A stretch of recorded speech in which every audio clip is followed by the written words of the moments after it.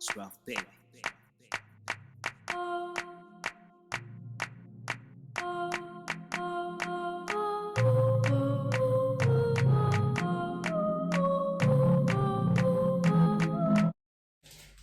Hello and good morning, good evening, good afternoon, in whatever order, wherever you are. Today I'm trying to give you like a quick guide on what you need to know and some tips on being a first year. And I'm in a bit of a time crunch because I have like a meeting at 5 p.m. and yes, I'm going to go into the meeting looking like this because messy is the new hot. Okay, so I'm gonna get started immediately. Also, I am Tofa Batuboke, and thank you so much for watching this video. And I do hope it really helps you out. And I'm supposed to say thank you to my subscribers. Okay, thank you, my subscribers. Oh my gosh, I'm kidding. But on a serious note, let's get into it. I'm in a hurry and I don't have time to edit or change anything or reshoot. So, a guide to your first year of university. 1.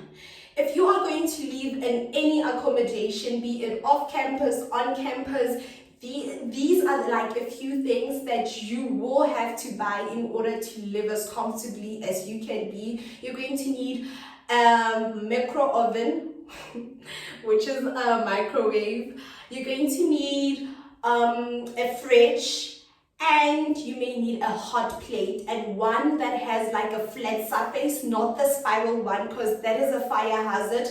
In most cases, it is not allowed. So you may have to buy those 3 things in order to live comfortably.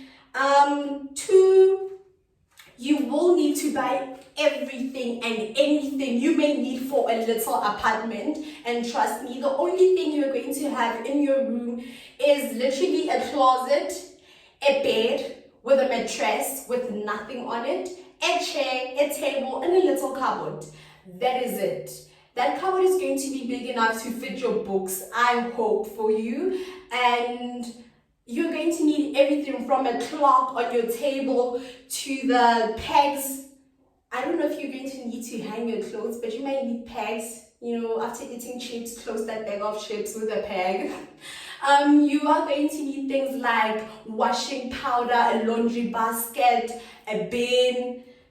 There's a lot. I could go on and on and on. So to help you sort of like figure everything out and to have everything in order, I would suggest to you to like make a column thingy. Just get a piece of paper, a notebook like this, and sort of write bathroom, kitchenware, and bedroom.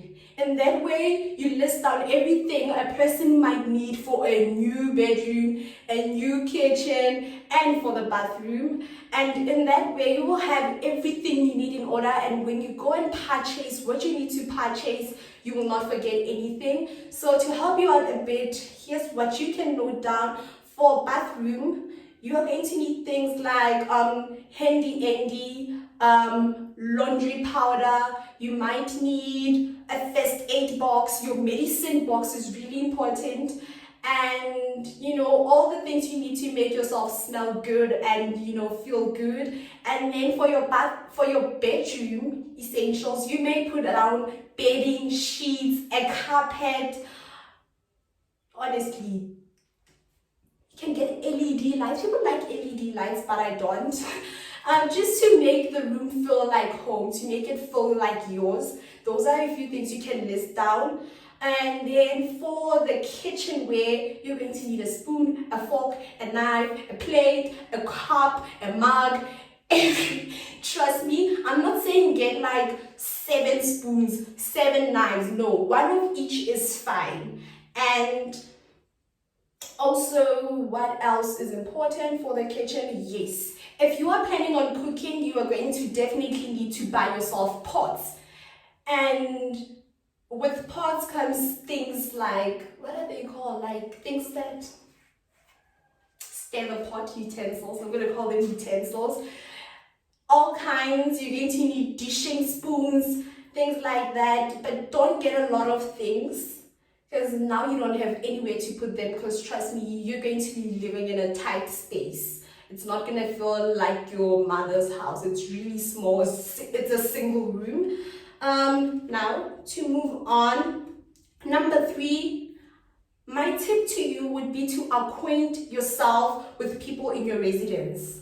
That way you make social connections. And trust me, social relationships are more valuable than currency. I'm not even gonna lie to you on this. If you make friends with people, especially those that are doing, what are they called? Second year, third year, like a year higher than yours. You can always go to them for tips if you don't understand the module. You can always buy textbooks from them, and trust me, it will be cheaper, and you get to save on it. You save a bit, get some extra change. So make social connections with as many people. Be lovely, be kind, be lovable. I mean, be a darling. And another thing, 4, how to deal with a roommate. Now, if you're one of the unlucky people that are gonna get a roommate like I did, okay, it was compulsory, but if you're gonna have to have a roommate and stuff like that, my tip to you would be, do not deal with the roommate. Just don't. You have issues with your roommate that cannot be sorted, get on with your life.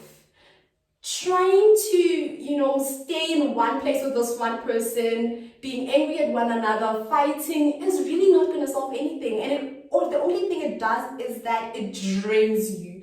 So my tip would be don't get involved in that mess. You don't get along, that's fine. Get on with your life, go have fun, continue with your academics, because it's something that can be fixed as well. If it's really bad and you really need a new roommate, just go to whatever office that's allocated for such matters, explain to them your situation, and if it can't be solved, they might try and get you a new roommate. And if that doesn't help, child, just get on with your life. Don't look back, because it doesn't last forever, and you really can't center your life around this little issue with this single person. Do you understand what I'm saying? So yeah.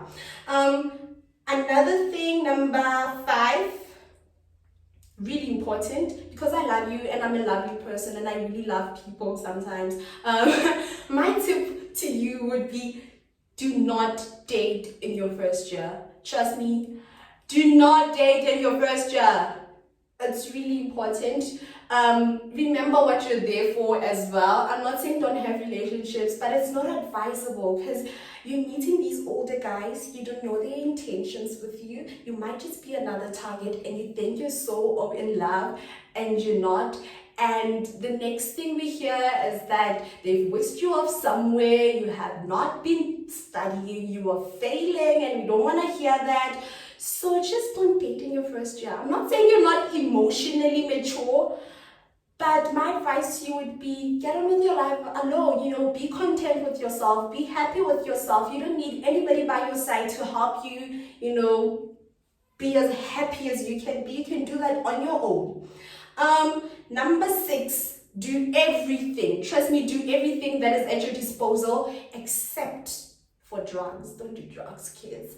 Have fun, live, and whatever problems you have, do not let them define your university life. Problems are always going to be there. If you dwell on them, you're not going to go anywhere. You're stressed about money, go have fun with the little cent you have. Nah enjoyment, go have fun. Don't dwell on things that you cannot fix. I don't know, there's something that says, God, give me the wisdom to, and give me the wisdom to move on from things I cannot change. It's a verse somewhere in the Bible. I'm not sure how it goes, but to be honest, if you have problems and they are holding you back and there's nothing you can do about them, my advice would be, do not let them define anything you do. Move on. Okay, I wanted this to be a 10-minute video, so I'm going to move a little faster. Number 7, which is the last point.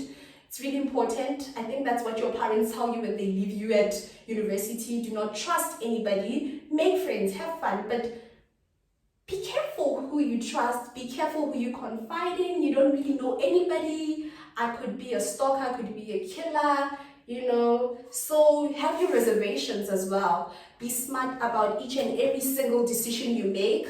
Yeah, and that is all. So now for a few questions that people have been asking me on Instagram, in my DMs. Hi, I'm going to answer a few of your questions. One was, do residences reply to your application? Yes, they have to reply to your application. I literally applied on a Wednesday and I got my reply on a Friday, and I went to the university on that Friday. I was one of those people that applied really, really late, but I did get my reply. They're supposed to tell you where you have been placed, and that way you know where you're going. My advice to you, do not go to university if you don't know if your residence has placed you, because you're going to show up and have nowhere to sleep. So be sure that you get into contact with the residents you applied for, call them, check up on them, so that you know whether you are placed or not. And if you're not placed, apply to other residences, off campus, on campus. That way you actually have a place to sleep, which is really important. And number two, the questions was, do you think we are going to be studying in person or online? Okay, so we did receive communication some while back, and it did say that there is a high probability of us going back on campus for studies, but I don't think it will be for each and every single module or each and every single person. Some lecturers might still have reservations and might prefer continuing things online, and some lecturers might say, come on, let's go have a party, let's go on campus, lecture room, let's get learning. So it is really going to depend on COVID, the president, and whether the lecturer wants to or whether they prefer to keep things online. And another thing is there's this thing called Ifundi at the Northwest University, and that is where all your online learning will be facilitated, as well as on like all the other video streaming platforms. I think I've covered everything. I do hope I've covered everything. Please don't forget to buy your dustbin and your broom and your mop. I think that is all. And I hope I've really, really, really helped make your transition a little bit smoother, if not a whole lot smoother. Another important thing, if you're not sure if you are registered and you have not received your proof of registration, which is the one thing that is going to allow you to get through the gates at the university, do call them, check up with them, be like, I just sent in my deposit, my bursary sent in the deposit, I'm waiting on my proof of registration, I need to know, has it gone through, can I come? Because you just can't show up. You don't just show up, they're not going to open the gates for you. And if you're not placed in residence, you just can't show up, they won't have a room for you. So just make sure you have everything in order before you go there. Keep all the important documents like your proof of registration and your residence placement letter in the car. That way, when they ask for it at the gate, you can just hand it to them, go through, they'll direct you to where you need to be, and you're going to have a fantastic, I don't know if you're going to the Northwest University, and I'm super excited for you. So bye-bye, this was 30 minutes long. I have a meeting now, so yeah. Good luck, drive safely, and if you're coming to my university... A few moments later. Hello! It is absolutely amazing that you're still here even though the video has ended.